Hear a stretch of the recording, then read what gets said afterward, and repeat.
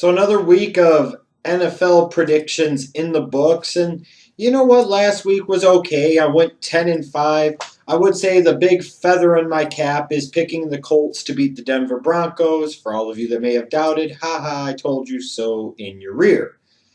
So that performance last week, that 10-5 record, brings my season total for weeks 2 through 7 to 59-31. So pretty close to 2 out of every 3 games I'm picking right. I still want to do better. I want to get to by the end of the year, maybe being at a point where I'm about a 750 percentage, but I got to get there. I got to get there. So let's see how I do for week number 8 of this 2013 NFL season. The Thursday night matchup this week is kind of interesting to me because on paper it should be an easy victory for the Carolina Panthers. But as we know with this Panthers organization, far too often over the past couple of years, they love to make things far more difficult on themselves than it really needs to. And on the flip side, we know that the Tampa Bay Buccaneers have been a complete train wreck in 2013. Greg Schiano still has a job for some reason. I really, frankly, don't know why.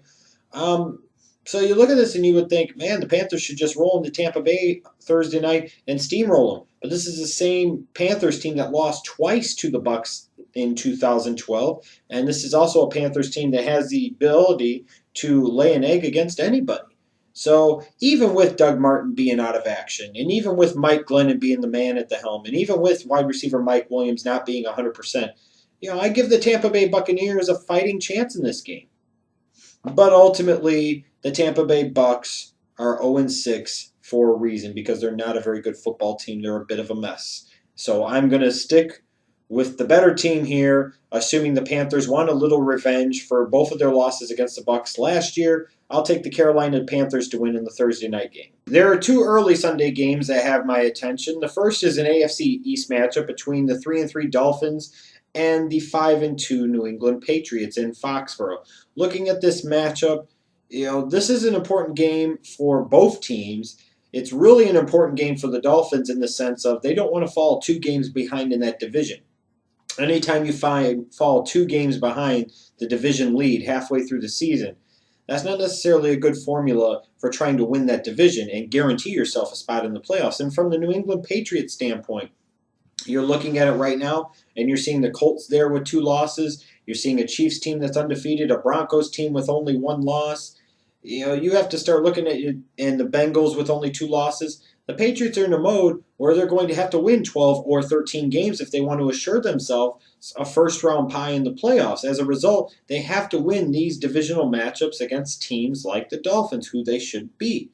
As a result, I do think the Patriots, with Gronkowski coming back into the fold, maybe an Amendola coming back this week, will be a little too much for Miami, and I'll take the Patriots. An NFC matchup that I'm looking forward to early Sunday with my Bears being on a bye, obviously I got to have some type of football to watch. The Dallas Cowboys at 4-3 traveling to Detroit to take on the also 4-3 Detroit Lions. I think this is a big matchup for both teams. The Lions got beat at home last week by the Bengals. The Cowboys last week won ugly, but they still won on the road in Philadelphia over the Eagles. When I look at this matchup, I could analyze it here, there, and everywhere, but I'll just tell you I'm going to take the Lions this week.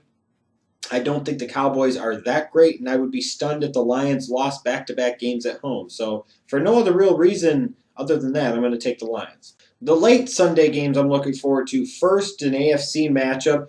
Geno's Jets at 4-3 going to Cincinnati to take on the 5-2 Bengals. I look at this matchup, and I just think the Bengals are a little too complete of a team. Yes, the Jets did just go on the road last week and beat New England in Foxborough, which is always an impressive feat as long as Tom Brady and Bill Belichick are there. But I don't expect them to catch lightning in a bottle again. It would be very tough after beating the Patriots last week to come back on the road again and beat the Cincinnati Bengals. I think the Bengals are a much more balanced team. I still think the Bengals are as complete of a team as any team in the AFC, and I truly mean that. And I do think they are still, at this point in time, a legit Super Bowl threat. Henceforth, I'm taking the Bengals this week. An NFC matchup that I'm paying attention to. The now 2-4 Atlanta Falcons traveling to Arizona to take on the 3-4 Arizona Cardinals. This is a really important do-or-die game, I think, for both teams. For the Atlanta Falcons, if they have any real thoughts of creeping back into the wild card race in the NFC, they must win this game. And they need to go on a little bit of a win streak here to really cement their place as a wild card contender. And from the Cardinals' standpoint, in a division with the Seahawks and the 49ers and even a Sam Bradford-less Rams team, if you're the Cardinals, you go to 3-5. It's almost like you're saying it's curtains on your season. I know you hate to say that when you're only halfway through, but man, the Cardinals going 3-5, it's really hard to envision any path at all, especially with Carson Palmer as their starting quarterback, of this team making the playoffs. I think the Falcons need this game just a little bit more than the Cardinals in the sense that, if they go to 2-5, they are completely toast. I think the Falcons getting Steven Jackson potentially back. Maybe Roddy White plays, maybe he doesn't. They had the emergence of Harry Douglas last week. He played big. Matt Ryan over Carson Palmer every day of the week, even if it is in Arizona. I'm going to take the Atlanta Falcons to win here. The Sunday night matchup is an NFC North rivalry as the Green Bay Packers travel to Minnesota to take on the Norsemen, the Vikings. It looks like Christian Ponder is going to be starting for the Vikings this week. Oh boy! Well, at least I could say this. It doesn't get much better with Matt Castle, and it sure as hell doesn't get any better with Josh Freeman. So maybe now, for the Vikings and their fan base, Christian Ponder has one last chance to establish himself as the man, as the starter. Maybe he seizes the opportunity, and maybe he's learned, and he comes in and he's better. Probably not, but, stranger things have happened. When you look at the Green Bay Packers, whenever you have Aaron Rodgers, you always have a chance to win. Now, they've lost Jermichael Finley to what could be a season-ending spinal cord bruise, another painful injury, both literally and figuratively, for the Green Bay Packers, a team without Clay Matthews, a team without Randall Cobb for most of the season, a team that may or may not have James Jones back in the fold in week number 8. So this is a bit of a depleted Green Bay Packers offense. But the defense for Green Bay has played well the past couple of weeks. They've actually been relatively stout, surprisingly, especially against opponents' passing games, which is already a troublesome area for the Minnesota Vikings. Greg Jennings faces his old team, but frankly, Greg Jennings hasn't really done much of anything at all this year, so I don't know how much that's really going to matter. You might sit there and say, well, maybe Greg Jennings knows all their calls, knows all of that, and this could make that game very, very interesting, and it potentially could. But I'm not going to go too crazy here. I'm going to play it safe, and I'm going to take the Green Bay Packers to win in this NFC North rivalry game on the road.